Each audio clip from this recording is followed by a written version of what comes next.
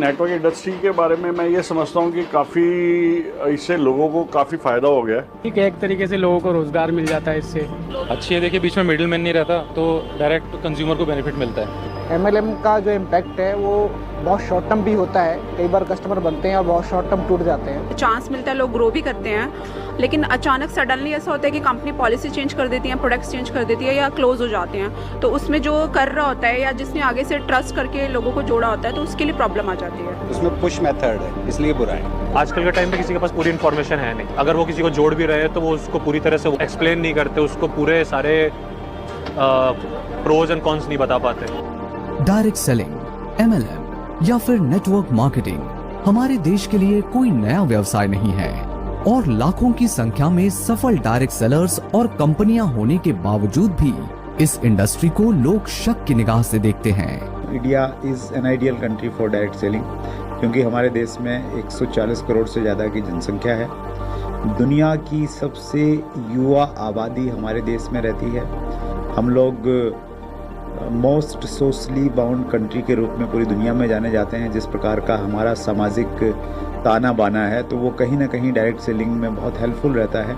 हमारे देश में, भारत में करीब 400 से 500 कंपनी मेरे ख्याल से डायरेक्ट सेलिंग के नाम पे व्यवसाय कर रही है। जब मैं भारत सरकार में कंज्यूमर अफेयर्स सेक्रेटरी था, तभी मुझे डायरेक्ट सेलिंग से डायरेक्टली डील करने का मौका मिला, क्योंकि इंटरनल ट्रेड नामक विषय कंज्यूमर अफेयर्स डिपार्टमेंट देखती थी। इंडिया में डायरेक्ट सेलिंग काफ़ी पहले आई थी, कोई इसमें गाइडलाइन नहीं, कोई कानून नहीं है, तो भी ये फैलती चली गई। उसका रीज़न क्या था कि जब कोई सिस्टम सोशियो इकोनॉमिक स्ट्रक्चर को एड्रेस करता है, उसकी प्रॉब्लम को एड्रेस करता है, वो सिस्टम रोक नहीं सकते। 2016 से पहले डायरेक्ट सेलिंग के ऊपर में कोई गाइडलाइंस नहीं थी और लोगों ने उनका फ़ायदा उठाया और बहुत सारी मनी सर्कुलेशन कंपनियां हमारे देश में आई। शुरू में जब ये बिल्कुल अनसपोर्टेड थी इंडस्ट्री, बिल्कुल हेफाजत तरीके से चल रही थी, उस वक्त ये ज़रूरी था कि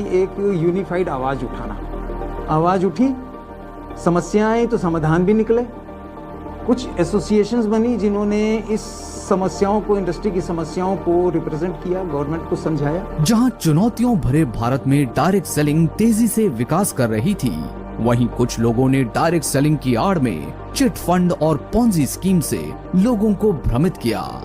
2011-12 एक ऐसा समय था जो डायरेक्ट सेलिंग के लिए सबसे मुश्किल समय कहा जाता है, और उस मुश्किल समय में इंडस्ट्री एक ऐसे दौर से गुजरी कि पूरी इंडस्ट्री के ऊपर में डायरेक्ट सेलिंग कॉन्सेप्ट के ऊपर में क्वेश्चन मार्क लग गया था कि ये सही है या गलत है, ये चलेगा या नहीं चलेगा। और हिंदुस्तान की जो अच्छी अच्छी कंपनियां थी, उन कंपनियों को बहुत टफ टाइम फेस करना पड़ा।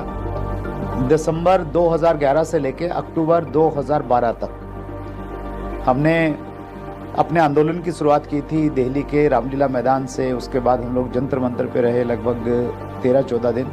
उसके बाद में हम लोग जयपुर के उद्योग मैदान में 150 से ज़्यादा दिन का लगातार हम लोगों ने वहाँ पे धरना दिया, और फाइनली उसके बाद में राजस्थान गवर्नमेंट डायरेक्ट सेलिंग की गाइडलाइन लेके आई, और उसके बाद में राजस्थान में पर्टिकुलरली डायरेक्ट सेलिंग के लिए चीज़ें थोड़ी आसान हो गई, और जो कंपनियां बंद थी वो वहाँ पे चालू हो गई। एक चीज़ समझ में आ गई कि अगर कंपनी को बचाना है तो कंपनी तभी बचेगी जब इंडस्ट्री बचेगी, और इंडस्ट्री में मैं एज ए लीडर क्या कंट्रीब्यूट कर सकता हूँ वो मैंने सोचा, और इस दिशा में मैं थोड़ा सा आगे बढ़ा और मुझे अपॉर्चुनिटी मिली DSDWA direct selling distributor welfare association का फाउंडर प्रेसिडेंट बनने की। और वहाँ मैंने प्रयास किया कि जो जिम्मेवारी मुझे मिली है उस जिम्मेवारी को मैं अच्छे से निभाऊं, और हम लोगों ने RTI राइट टू इन्फॉर्मेशन, जो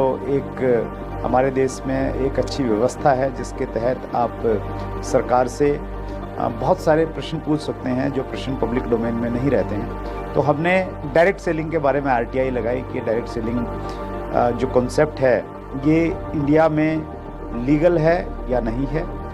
हमने 7 मिनिस्ट्रियों को चूज़ किया और 7 में RTI लगाई। RTI लगाने के बाद हमने ये पूछा कि हमारे पास ये समस्याएं हैं, इनको समस्या लेकर हम किसके पास जाएं?